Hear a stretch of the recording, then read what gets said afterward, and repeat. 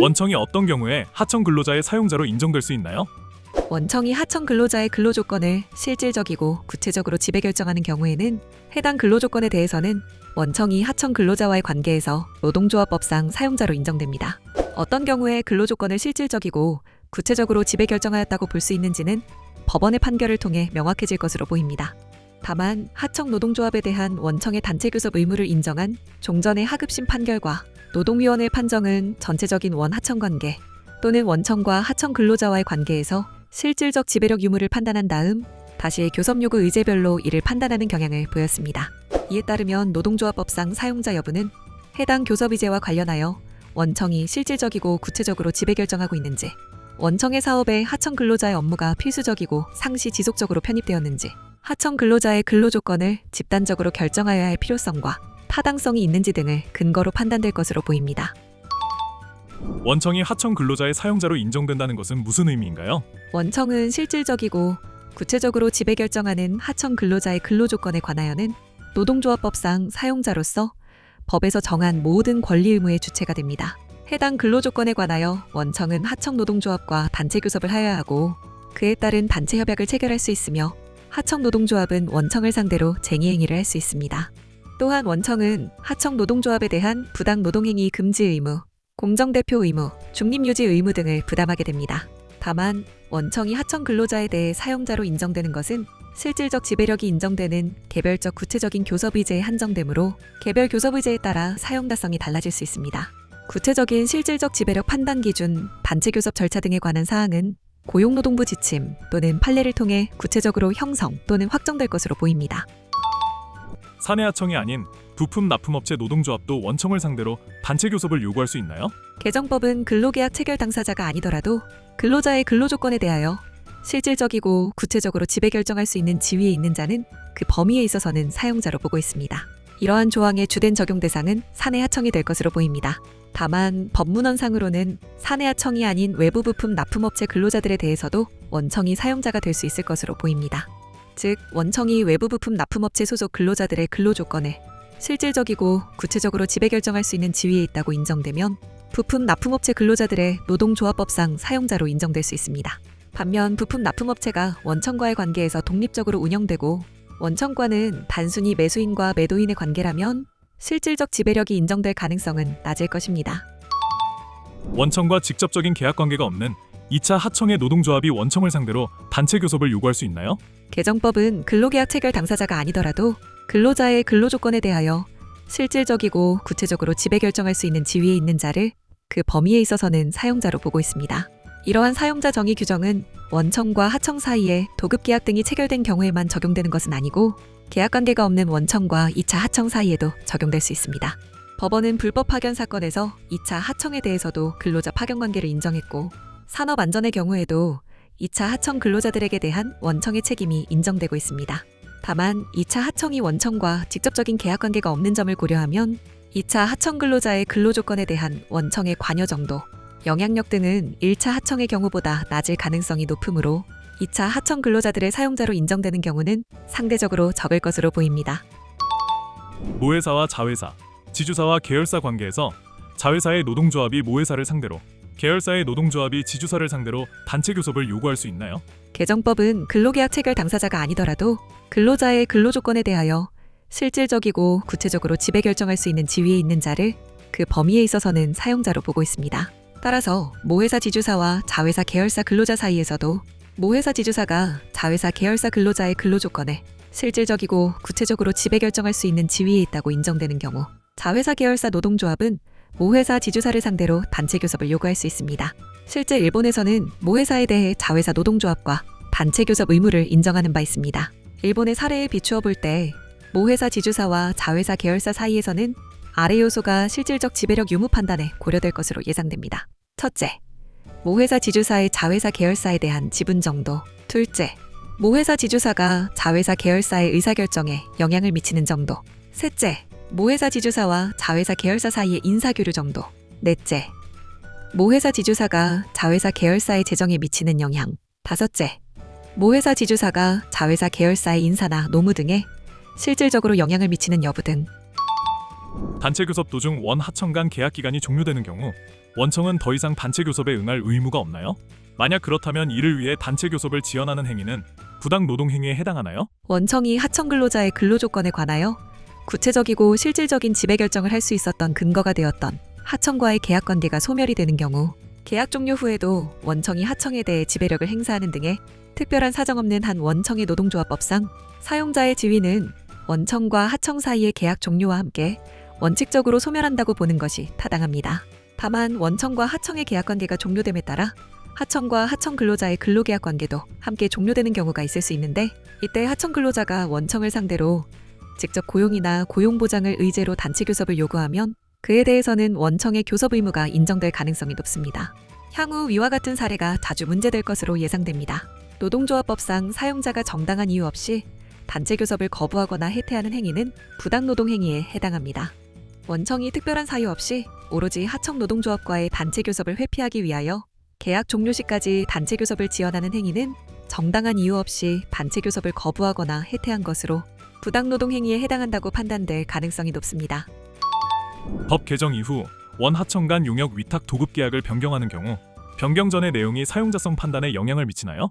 원청의 사용자성 판단은 원청이 하청 근로자의 근로 조건을 실질적이고 구체적으로 지배 결정하였는지 여부, 원청의 사업에 하청 근로자의 업무가 필수적이고 상시 지속적으로 편입되었는지 여부, 하청 근로자의 근로 조건을 집단적으로 결정하여야 할 필요성과 타당성 등을 종합적으로 고려합니다. 이때 원청과 하청이 그동안 어떠한 내용의 계약을 체결하여 왔는지, 원청과 하청이 그동안 독립적으로 사업을 수행하였는지 여부 등 법 개정 이전의 사정도 고려될 것으로 보입니다. 하청 노동조합에 대한 원청의 단체 교섭 의무를 인정한 하급심 판결이나 노동위원회 판정에서도 단체 교섭 요구 당시 상황뿐만 아니라 그 이전의 상황도 실질적 지배력 유무 판단에 중요하게 고려되었습니다. 다만 실질적 지배력 유무는 교섭 당시의 상황을 기초로 판단하므로 법 개정 이후에 이루어진 업무 형태 변경이나 도급 계약 내용 변경이 실질적 지배력 유무 판단에 어느 정도 영향을 미칠 수는 있을 것입니다.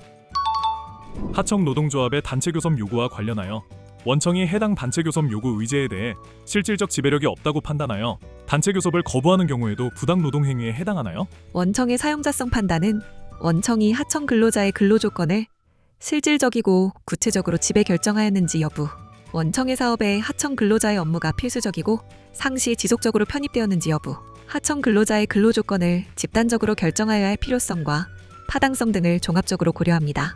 이때 원청과 하청이 그동안 어떠한 내용의 계약을 체결하여 왔는지, 원청과 하청이 그동안 독립적으로 사업을 수행하였는지 여부 등 법 개정 이전의 사정도 고려될 것으로 보입니다.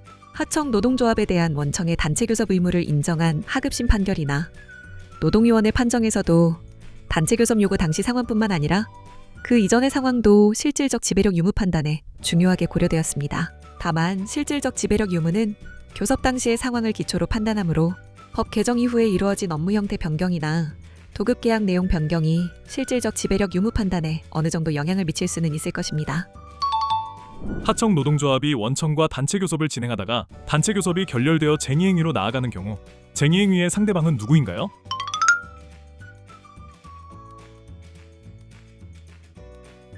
원청과 하청 노동조합 사이에서 단체 교섭이 결렬된 경우 해당 단체 교섭에서 근로조건의 결정에 관한 주장의 불일치 등이 발생한 상대방은 노동조합법상 사용자인 원청입니다. 따라서 하청 노동조합은 단체 교섭의 상대방인 원청을 상대로 쟁의행위를 할 수 있습니다. 쟁의행위가 사업장 점거와 같은 적극적인 형태로 나타나는 경우에는 원청의 사업장을 점거하는 것과 같이 원청에 대한 직접적인 행위가 될 것입니다. 쟁의행위가 소극적 노무 제공 거부로 나타나는 경우 원청을 상대로 쟁의행위를 하더라도 그 형태는 하청에 대한 노무 제공을 거부하는 형태가 될 것으로 보입니다. 원청과의 단체 교섭이 결렬되는 경우 하청 노동조합이 원청 사업장을 점거하는 형태의 쟁의행위를 할 수 있나요? 원청이 하청 노동조합과의 관계에서 노동조합법상 사용자로 인정되는 이상 하청 노동조합은 원청을 상대로 쟁의행위를 할 수 있습니다. 하청 노동조합의 쟁의행위에 관하여는 쟁의행위의 정당성에 관한 기존 법리가 그대로 적용될 것으로 보입니다.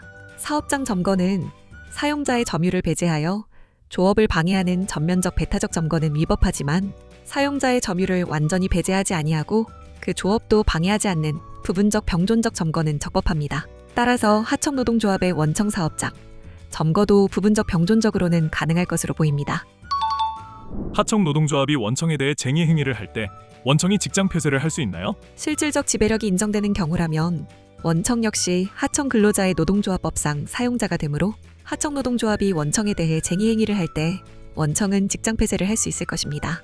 직장 폐쇄는 첫째, 사용자가 파업에 참여하지 않은 근로자들의 노무 제공을 거부하고 이들에 대해 임금 지급을 하지 않아도 되며, 둘째, 노동조합의 사업장 점거를 해제할 수 있다는 점에서 의미가 있습니다.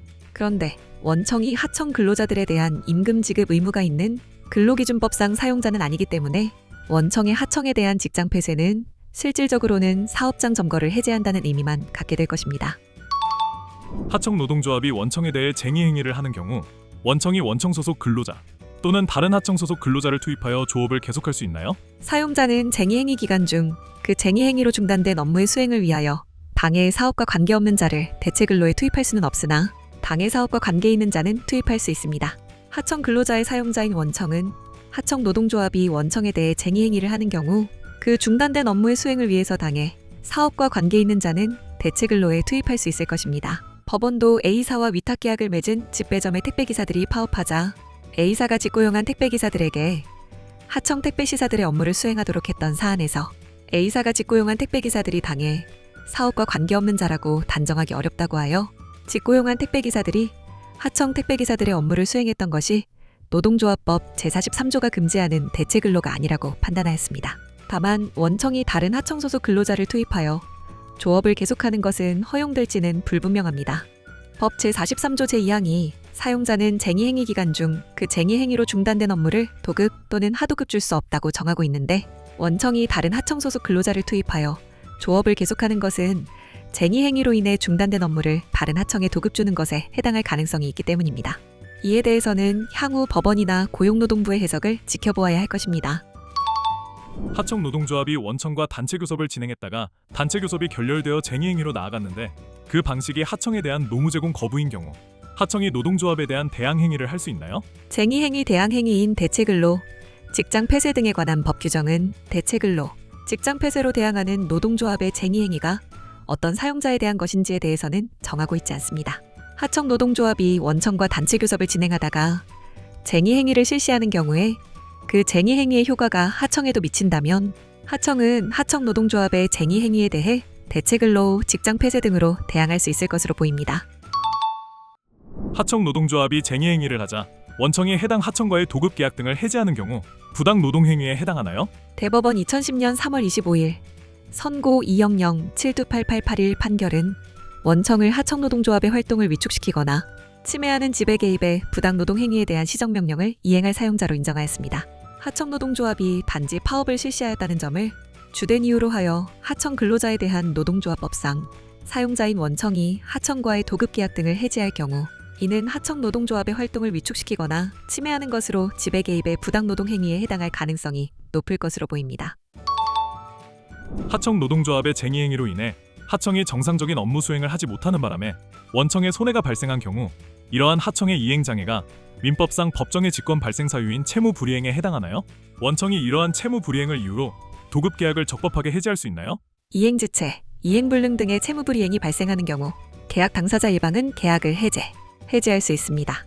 채무불이행은 채무자의 귀책 사유를 요건으로 합니다. 만약 하청 노동조합의 파업이 노동조합법이 보장하는 정당한 쟁의 행위에 해당하더라도 그 쟁의 행위로 인하여 하청이 정상적인 업무를 수행하지 못해 계약을 이행하지 못하는 경우 원청은 노동조합에 대해서는 손해배상을 청구할 수 없으나 하청에 대해서는 채무불이행 책임을 물을 수 있다는 것이 다수의 견해였습니다. 그러나 첫째, 원청의 실질적 지배력이 인정되는 경우라면 원청 역시 하청 노동조합의 사용자로서 하청 노동조합의 정당한 쟁의 행위를 수인할 의무가 있다는 점. 둘째, 실질적 지배력이 있는 원청이 하청에 대해 채무불이행에 따른 해지권을 행사하는 것은 하청 노동조합의 활동을 위축시키거나 침해하는 것으로서 지배 개입의 부당 노동 행위에 해당할 수 있다는 점에서 사안에 따라서는 원청이 하청 노동조합의 정당한 쟁의 행위와 관련하여 하청에 대해 채무불이행 책임을 묻기에는 어려울 수도 있을 것으로 보입니다. 원청이 하청과 도급 계약에 하청의 이행 장애를 약정해지 사유로 규정하고 있는데 실제로 이행 장애로 인해 손해가 발생한 경우 도급 계약을 해지하는 것이 가능한가요?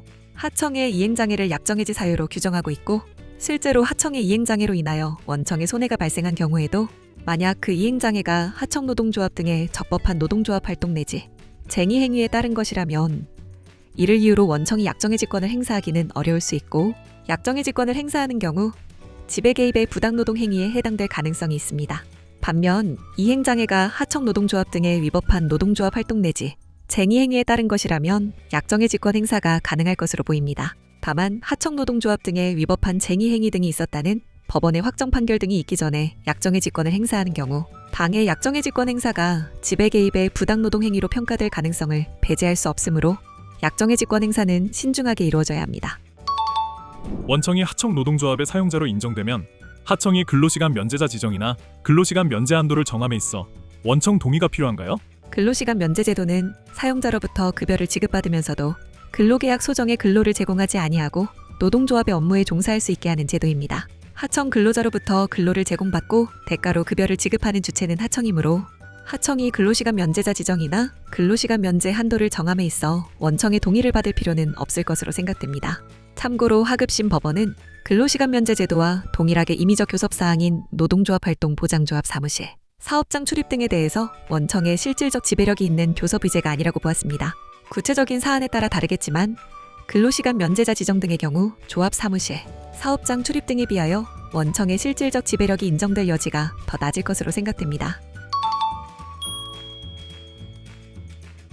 근로자의 근로조건에 대하여 실질적이고 구체적으로 지배 결정할 수 있는 지위에 있는 자를 판단하기 위한 구체적 요소는 무엇인가요? 교섭 의제별 실질적 지배력의 존부를 판단함에 있어서 1번 교섭 요구 의제에 대하여 원청이 실질적이고 구체적으로 지배 결정하는 지위에 있는지 여부, 이하 실질적 구체적 지배 결정. 2번 사내하청업체 근로자들의 노무가 원청의 사업 수행에 필수적이고 사업체계에 편입되어 있는지 여부, 이하 노무의 필수성. 사업체계 편입성. 3번 사내하청업체 근로자들의 노동조건 등을 원청과의 단체교섭에 의해 집단적으로 결정할 필요성과 타당성이 있는지 여부, 이하 단체교섭 필요성, 타당성과 문제됩니다. 1번 실질적 구체적 지배결정 판단 요소로는 첫째, 하청 근로자의 작업장소 원청의 사업장 내인지 여부. 둘째, 교섭 의제가 법률 등에서 원청의 업무로 정해져 있는지. 셋째, 하청 근로자가 원청의 전산 시스템을 통해서 작업을 실시하는지. 넷째, 하청 근로자가 원청의 작업 계획에 따라 작업을 실시하는지. 다섯째, 하청 근로자가 작업 결과에 대해서 원청의 평가를 받는지. 여섯째, 하청 근로자에게 적용되는 원청의 지점이 있는지. 일곱째, 하청 근로자가 사용하는 장비의 소유관계 등이 제시되고 있습니다. 이번 노무의 필수성, 사업체계 편입성 판단 요소로는 첫째, 하청 근로자의 업무가 원청의 본질적 업무인지. 둘째, 하청 근로자가 원청의 전산 시스템을 통해서 작업을 실시하는지. 셋째, 하청 역할이 노무 제공에 중점을 두고 있으며 원청에 경제적으로 종속되어 있는지 등이 제시되고 있습니다. 3번 단체교섭 필요성, 타당성 판단 요소로는 첫째, 유사한 업무에 종사하고 있는 원청 근로자를 고려하여 근로조건을 통일적 집단적으로 결정할 필요가 있는지. 둘째, 하청 근로자들이 전속성으로 인하여 원청에게 의존하고 있는지 등이 제시되고 있습니다. 실질적 지배력의 표지와 근로자파견의 표지는 어떻게 다른가요? 실질적 지배력의 존부를 판단하는 요소인 하청 근로자의 전산 시스템을 통한 업무 수행, 원청의 작업 계획에 따른 작업 실시 원청의 하청 근로자에 대한 평가 등은 이른 근로자 파견의 지표를 판단하는 요소에 해당하기도 합니다. 하청 근로자가 사용하는 장비의 소유관계도 근로자 파견의 지표 수급인의 독립성을 판단하는 요소입니다. 이와 같이 실질적 지배력 판단 요소와 근로자 파견 관계 판단 요소는 일정 부분 중접될 수 있습니다.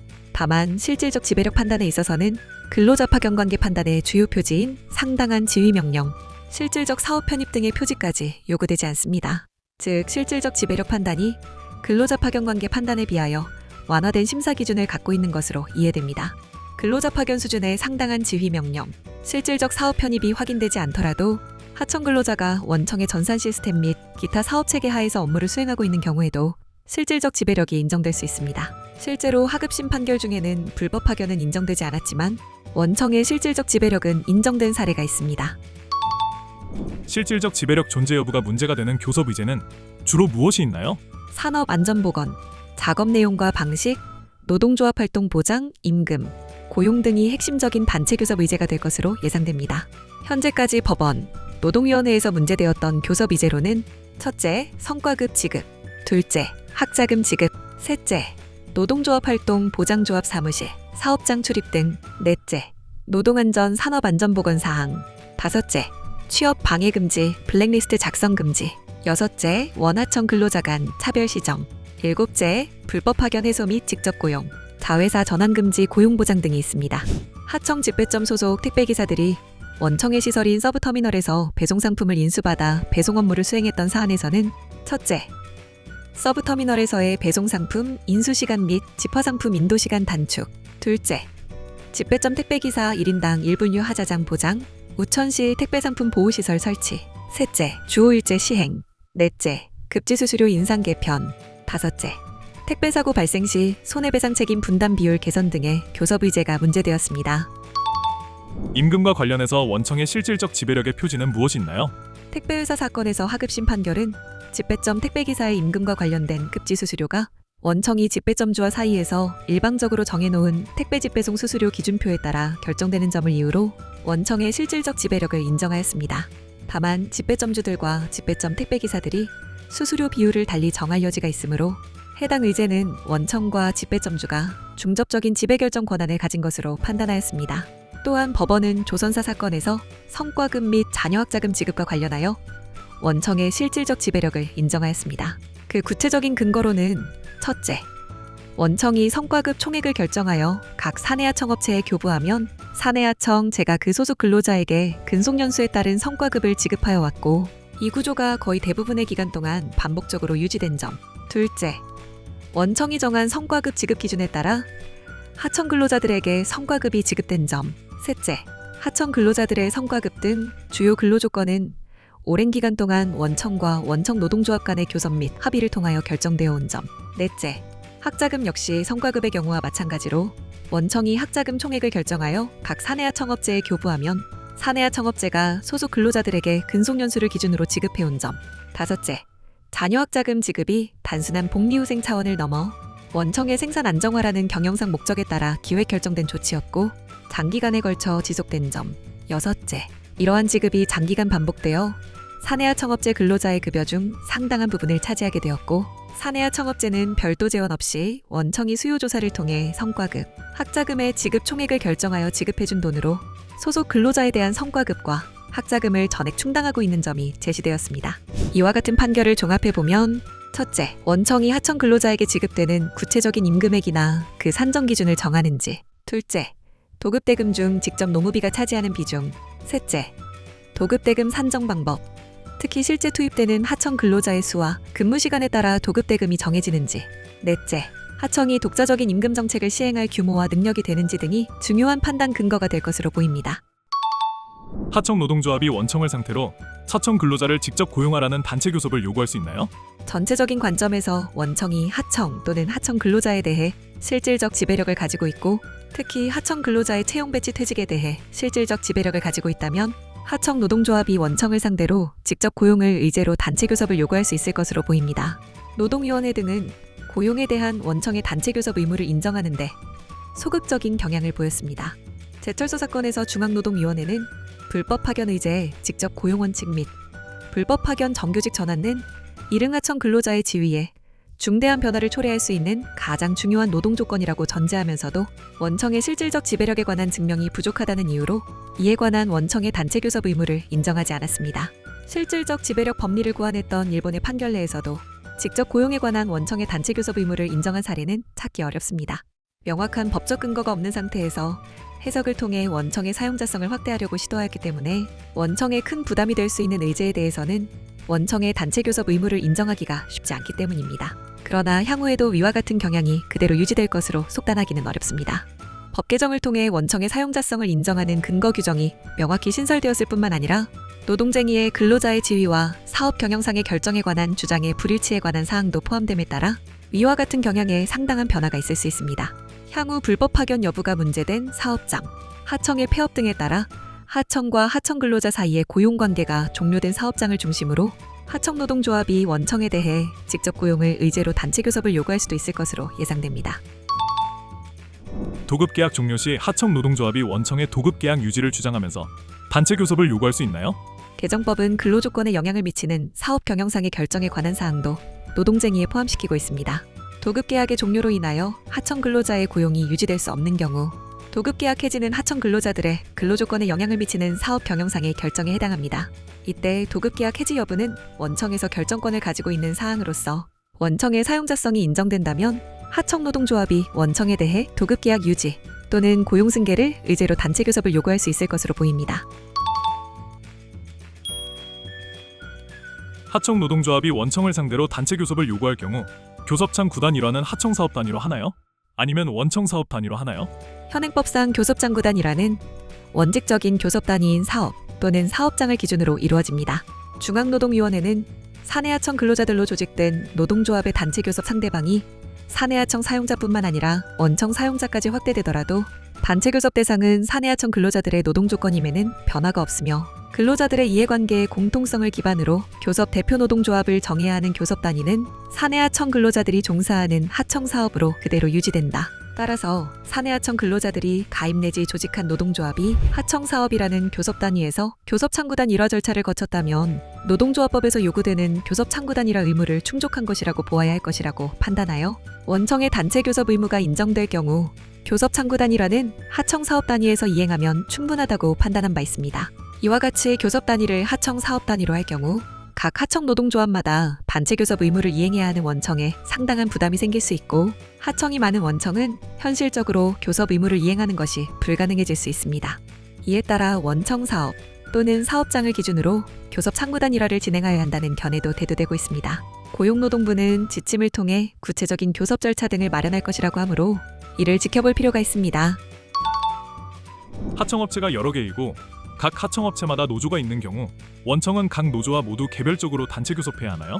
아니면 원청 사업 단위로 교섭 창구를 단위로할 수 있나요?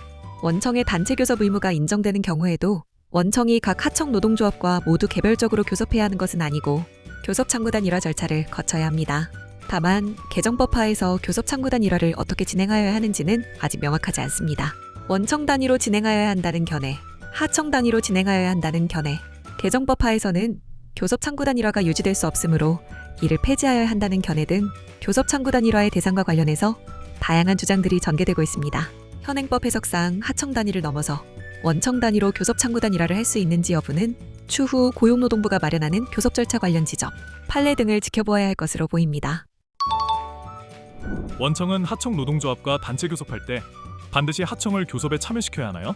하청 노동조합이 실질적 지배력을 원청의 단체 교섭을 요구하는 경우 원청은 하청과 별개로 독자적인 단체 교섭 의무를 부담합니다.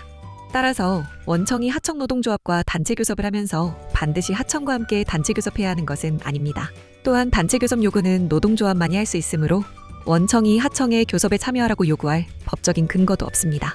다만 원청이 하청과 공통적으로 결정 권한을 가진 단체 교섭 의제의 경우 원청과 하청 노동조합 사이에 단체 협약이 체결되더라도 단체 협약의 효력이 하청에는 미치지 않기 때문에 하청과도 함께 교섭을 하여야 할 것입니다.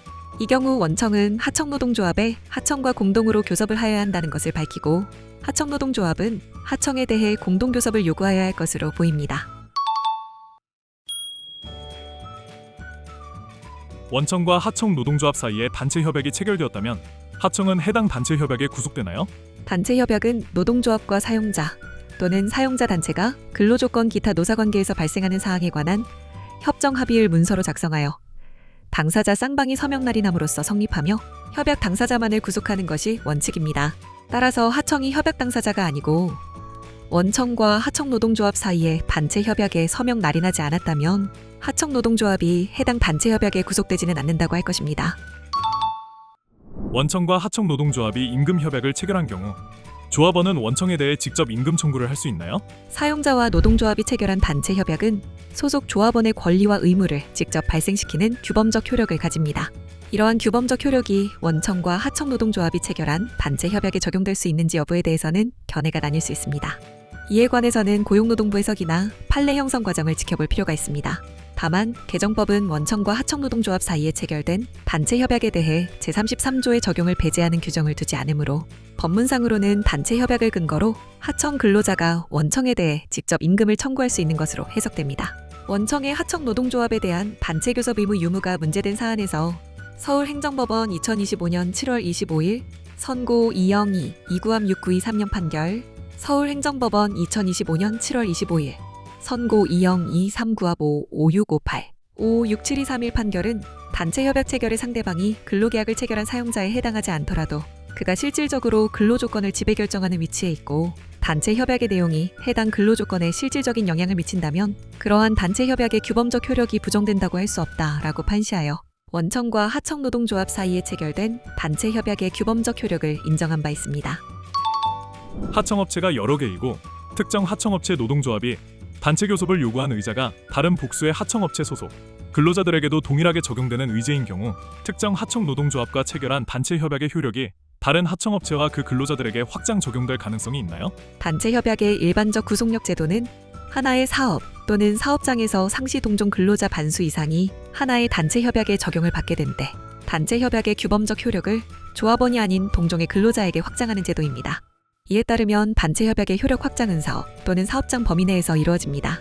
앞서 살펴본 바와 같이 교섭 단위를 하청사업으로 보는 경우 단체 협약의 효력 확장도 하청사업의 범위 내에서 이루어진다고 보는 것이 체계적입니다. 만약 교섭 단위를 하청사업으로 본다면 원청이 실질적 지배력을 갖는 특정 하청노동조합의 교섭 요구 의제가 다른 하청소속 근로자들에게 동일하게 적용되는 의제라는 이유만으로 특정 하청노동조합과 체결한 단체 협약의 효력이 특정 하청사업 단위를 넘어서 다른 하청업체와 그 근로자들에게 확장 적용된다고 보기는 어려울 것으로 사료됩니다.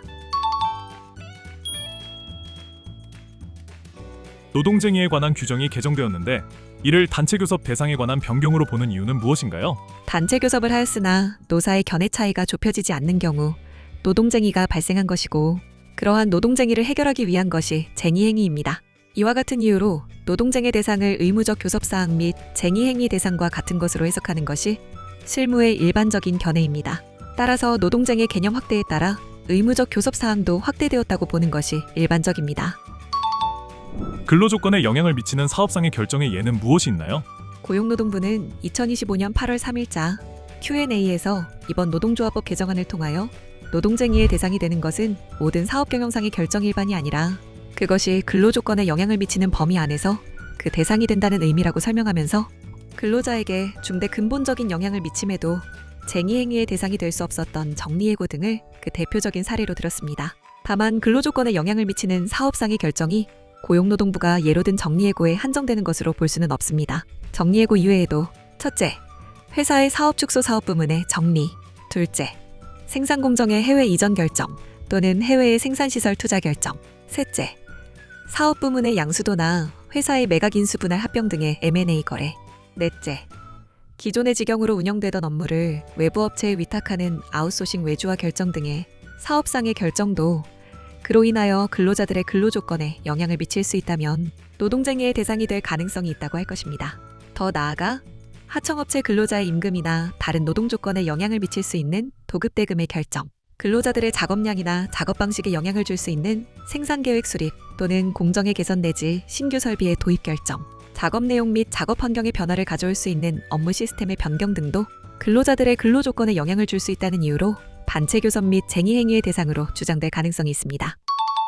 회사의 경영상 의사결정 사항 가운데 근로조건에 조금이라도 영향을 줄 수 있는 것은 단체 교섭 사항에 포함되는 것인가요?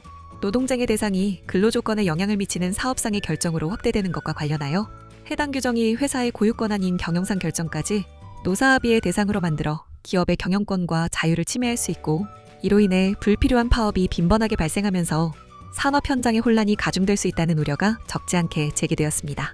고용노동부는 근로조건에 영향을 미치는 사업 경영상의 결정이 노동쟁의의 범위에 포함되면 공장 증설, 해외 투자도 노동조합의 허락을 받아야만 가능해지게 되는 것이 아닌지 여부에 대하여 단순한 투자나 공장 증설 그 자체만으로 노동쟁의에 포함되는 것은 아니고 사업 경영상의 결정 중에서도 정리해고와 같이 근로조건과 밀접한 관련이 있어 근로조건의 변경을 필연적으로 수반하는 경우가 노동쟁의 대상이 되는 것이고 근로조건에 영향을 미칠 수 있다는 단순한 가능성만으로 노동쟁의 대상에 해당한다고 보기 어려우며 현실적으로 구체화되는 정도에 이르러야 하는 것으로 노동조합의 허락을 받아야 한다는 것은 과장된 우려라는 입장을 밝혔습니다. 그러나 고용노동부의 이러한 입장에도 불구하고 첫째, 사업상의 결정이 근로조건에 미치는 영향이 어느 정도에 이르러야 밀접한 관련이 있는 것으로 볼 수 있는지, 어떠한 사업상의 결정이 근로조건의 변경을 필연적으로 수반하는지, 근로조건의 영향이 어느 정도에 이르러야 현실적으로 구체화되는 정도에 이르는 것으로 볼 수 있는지에 관한 명확한 기준은 없는 점.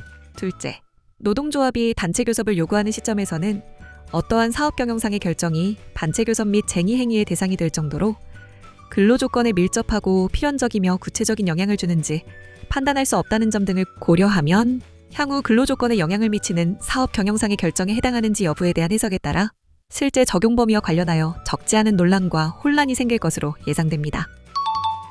원청의 사업 경영상의 결정에 대해 하청 노동조합이 이를 거부하기 위한 단체 교섭을 요구하거나 쟁의 행위를 할 수 있나요? 개정법의 핵심 내용은 사용자와 노동쟁의의 범위를 확대하는 것입니다. 이러한 두 가지 개정 내용을 종합하면 첫째, 원청이 하청 근로자의 근로조건에 대해 실질적이고 구체적으로 지배 결정할 수 있는 지위와 영향력을 가지고 있어 노동조합법상 사용자의 지위에 있고, 둘째, 원청의 사업 경영상 결정이 하청 근로자의 근로조건에 영향을 미치는 경우라면 하청 노동조합이 하청 근로자의 근로조건에 실질적인 영향력을 행사하는 원청을 상대로 단체 교섭을 요구하거나 쟁의 행위를 하는 것이 가능해질 수 있습니다. 사용자의 단체 협약 위반 행위가 노동쟁의에 포함되었으므로 앞으로는 사용자의 단체 협약 위반 행위에 따른 후속 조치 등을 노동조합이 단체 교섭을 통해 요구하고 그러한 단체 교섭에 따른 합의 사항을 단체 협약으로 체결할 수 있는 것인가요? 현행법은 노동쟁의를 임금 인상, 단체 협약 갱신 등 새로운 근로조건을 형성하는 이익 분쟁에 한정하였고, 이미 체결된 단체 협약의 위반에 대한 다툼은 권리 분쟁으로 보아 법원이나 노동위원회에서 해결해야 할 문제로 해석하여 권리 분쟁에 관한 사항을 관철하기 위한 쟁의 행위의 정당성을 인정하지 않았습니다. 그러나 개정법은 사용자의 명백한 단체 협약 위반도 쟁의 행위의 정당한 사유가 될 수 있다고 규정하여 단체 협약 위반을 둘러싼 권리 분쟁 또한 노동쟁의의 범주에 포함될 수 있게 되었습니다. 이러한 개정법에 따르면 노동조합은 사용자의 단체 협약 위반에 대해서도 쟁의 행위를 할 수 있게 되었습니다.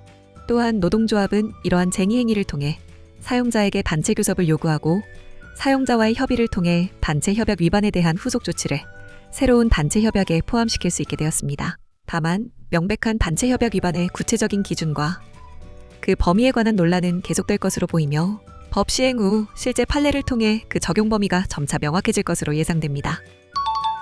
노동조합이 해고를 제한하는 고용 안정 협약 체결을 단체 교섭 의제로 선정했을 경우 회사는 관련 의제에 대해 반드시 단체 교섭을 해야 하나요? 판례에 의하면 정리해고의 실시는 사용자의 경영상의 조치라고 할 것이므로 정리해고에 관한 노동조합의 요구 내용이 사용자는 정리해고를 하여서는 아니 된다는 취지라면 이는 사용자의 경영권을 근본적으로 제약하는 것이 되어 원칙적으로 단체 교섭의 대상이 될 수 없고, 단체 교섭 사항이 될 수 없는 사항을 달성하려는 쟁의 행위는 그 목적의 정당성을 인정할 수 없습니다. 개정법은 이러한 확립된 판례 법리를 입법으로 변경한 것입니다.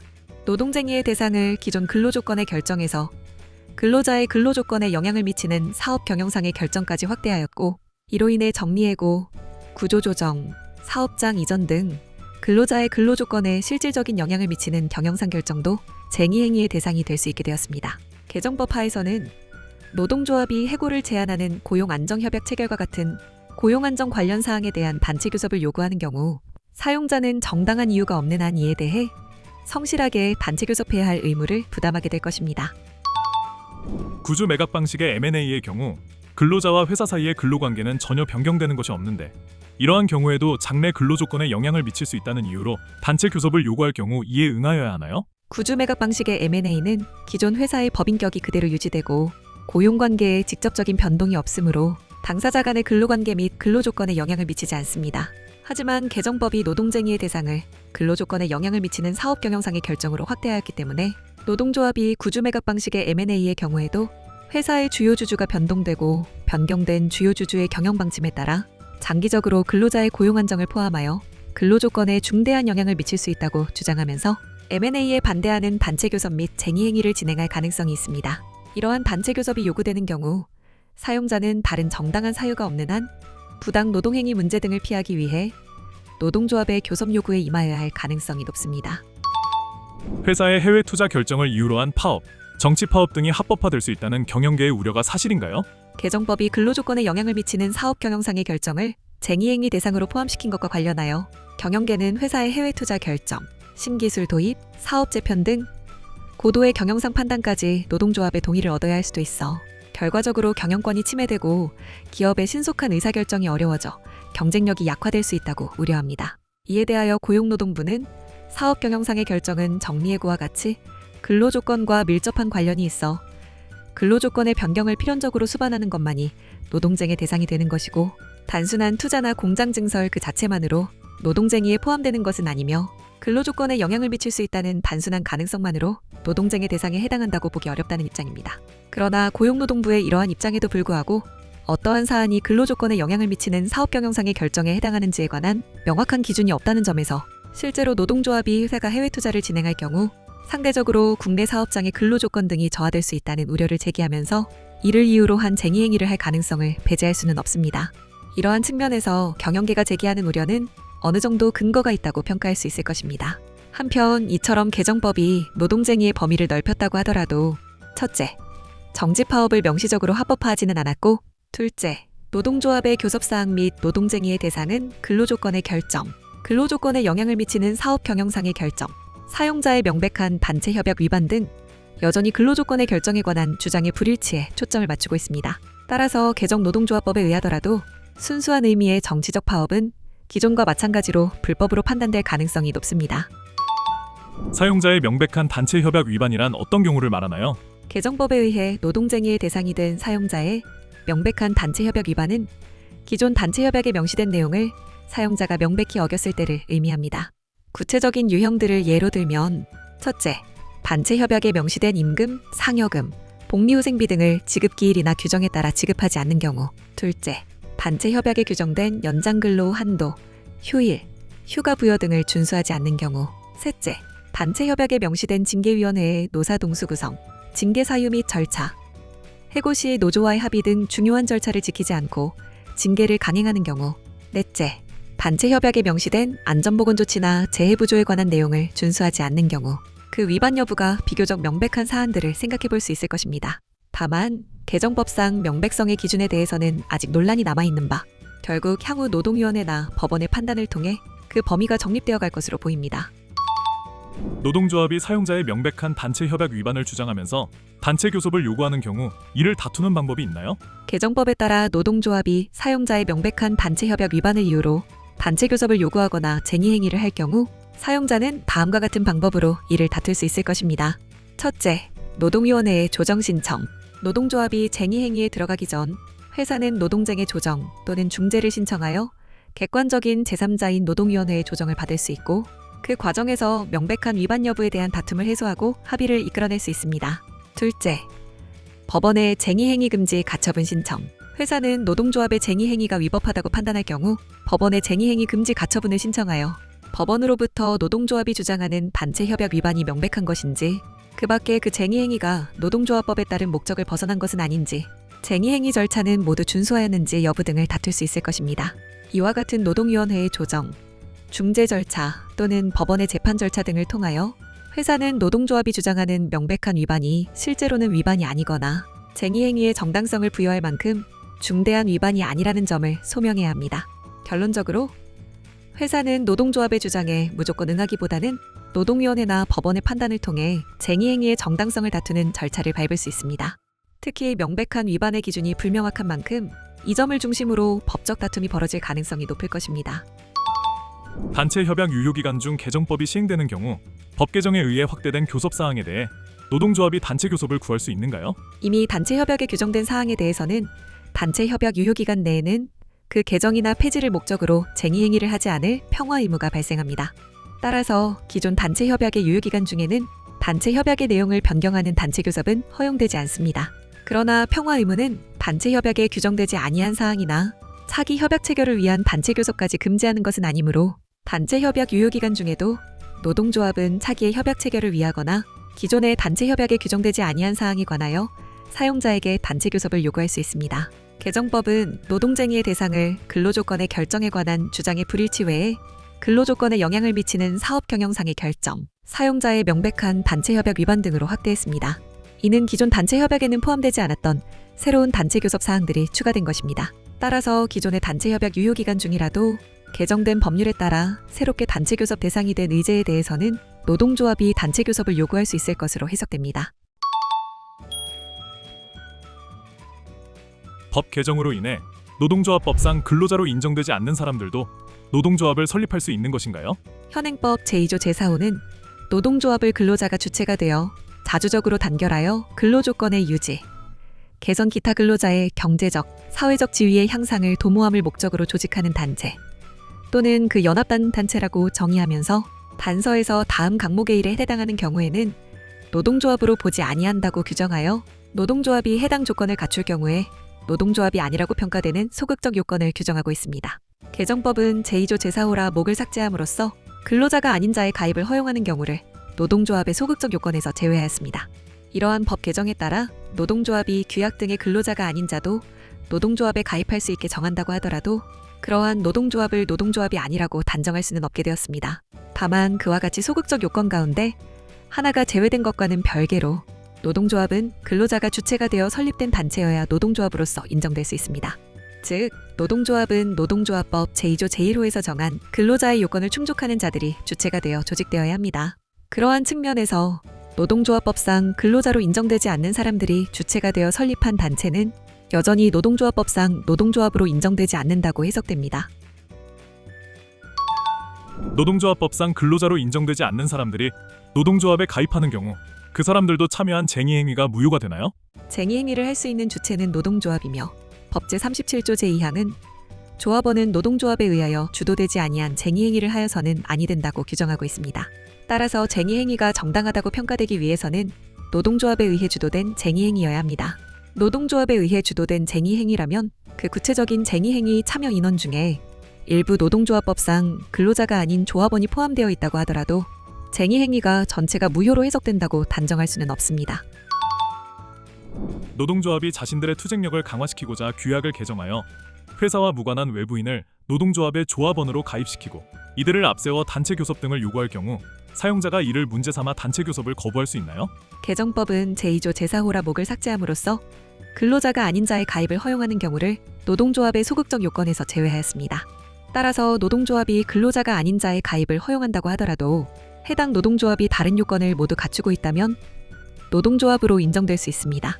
더욱이 기존에도 단체 교섭에 있어서는 노동조합이 외부인에게 단체 교섭 권한을 위임할 수 있고 이에 따라 실질적으로 외부인이 단체 교섭에 참여하는 경우가 많았습니다. 이러한 점을 종합하면 사용자가 노동조합에 외부인이 가입되어 있거나 그들이 단체 교섭에 개입한다는 이유로 노동조합의 단체 교섭을 거부하기는 어려울 것입니다.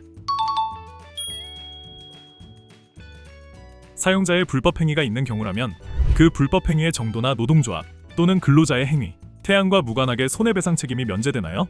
개정법 제3조 제2항은 사용자의 불법 행위에 대해 노동조합 또는 근로자의 이익을 방해하기 위하여 부득이 사용자에게 가한 손해에 대한 배상 책임을 면제하고 있습니다. 이와 관련하여 아직 법원의 판단이나 고용노동부 등의 구체적인 해석이 존재하는 것은 아니므로 관련 내용을 좀 더 지켜볼 필요가 있습니다.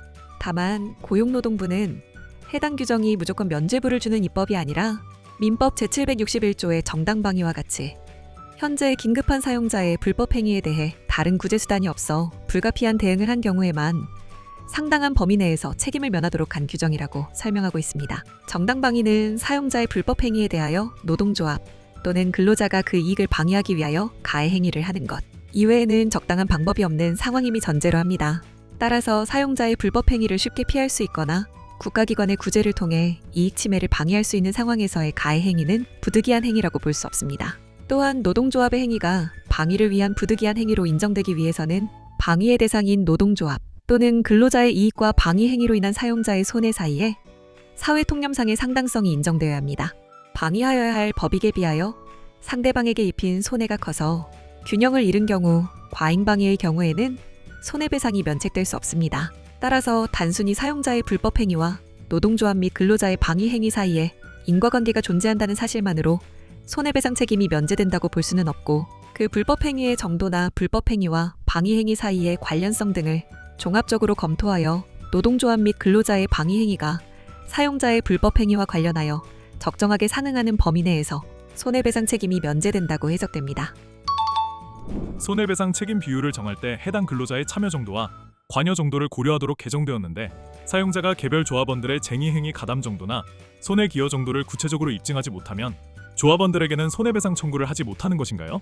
개정법 제3조 제3항에 따르면 노동조합 활동에 대하여 근로자에게 손해배상 책임을 부담하는 경우에는 그 책임 비율을 법원이 별도로 정하도록 규정하고 있습니다.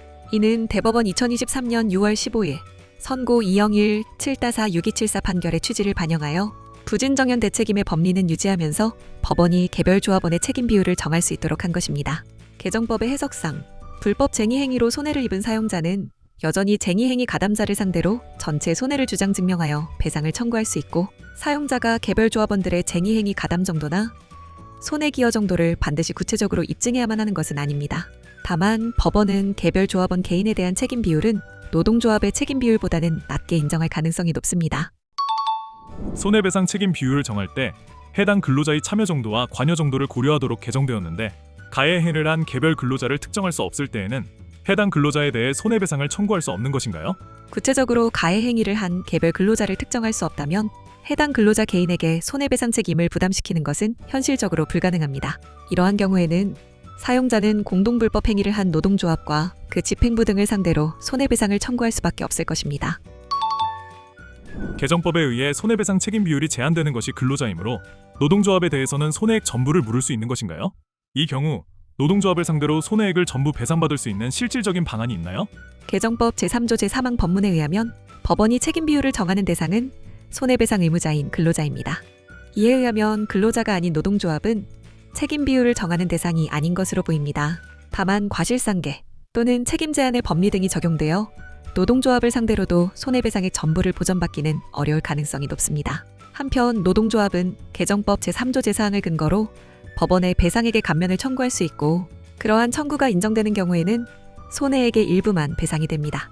더욱이 개정법 제3조 제6항에 따르면 사용자는 노동조합의 존립을 위태롭게 하거나 운영을 방해할 목적 또는 조합원의 노동조합 활동을 방해하고 손해를 입히려는 목적으로 손해배상 청구권을 행사하여서는 아니 됩니다. 이에 따라 노동조합의 과도한 손해배상 청구를 할 경우 노동조합 측에서는 노동조합의 존립이 위태롭게 된다거나 운영이 방해된다고 주장할 가능성도 있습니다. 그러므로 향후 불법쟁의 행위를 행한 노동조합을 상대로 손해배상 청구를 할 때에는 노동조합의 경제상태 등을 고려할 때 손해배상 청구에도 불구하고 노동조합의 존립에는 문제가 없다는 점 등을 적극적으로 주장 증명할 필요가 있을 것입니다. 개정법에 의해 사용자가 노동조합의 존립을 위태롭게 하거나 운영을 방해할 목적으로 손해배상 청구권을 행사할 수 없게 된 상황에서 손해액 전부를 청구하지 않고 재판부가 보기에 부담스럽지 않은 금액만을 청구하는 것이 전략적으로 유리한가요?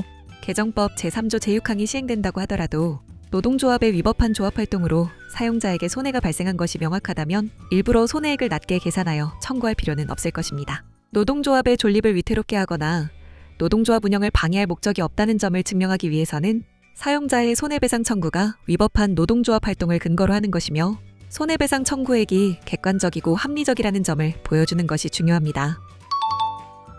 하청 노동조합원의 불법 쟁의 행위와 관련하여 하청의 사용자 책임을 물을 수 있나요? 물을 수 있는 경우 그 배상액은 손해배상 청구 제한 조항에 의하여 감면되기 전 배상인가요? 아니면 감면된 후에 배상액인가요? 원청이 하청 조합원의 불법 쟁의 행위에 대해 하청의 책임을 묻는 경우 도급계약상 계약 의무 위반에 따른 책임을 묻는 것이 일반적입니다. 최근 노동법 영역에서 직장 내 괴롭힘 등과 관련하여 사용자 책임 민법 제756조의 성립 요건인 사무집행 관련성을 넓게 해석하여 사용자의 배상 책임을 인정하는 경향이 있으나, 노동조합은 사용자의 통제 영역하에 있다고 보기 어려운 독립적인 단체이므로 노동조합 활동이나 쟁의 행위를 사용자의 사무라고 보기에는 다소 어려움이 있습니다. 설사 사용자 책임을 물을 수 있다 하더라도 하청이 부담하는 사용자 책임은 피용자인 조합원의 책임에 대한 대체적 책임이므로 그 배상액은 손해배상 청구 제한 규정에 따라 감면된 이후에 배상액이 될 것입니다. 손해배상 청구 제한 조항보다 노동조합의 불리한 내용을 정한 밥체 협약이 유효한가요? 개정법 제3조는 강행 규정으로 해석될 가능성이 높습니다. 따라서 개정법 제3조보다 노동조합 및 근로자에게 불리하게 규정된 단체 협약은 무효로 평가될 가능성이 높습니다.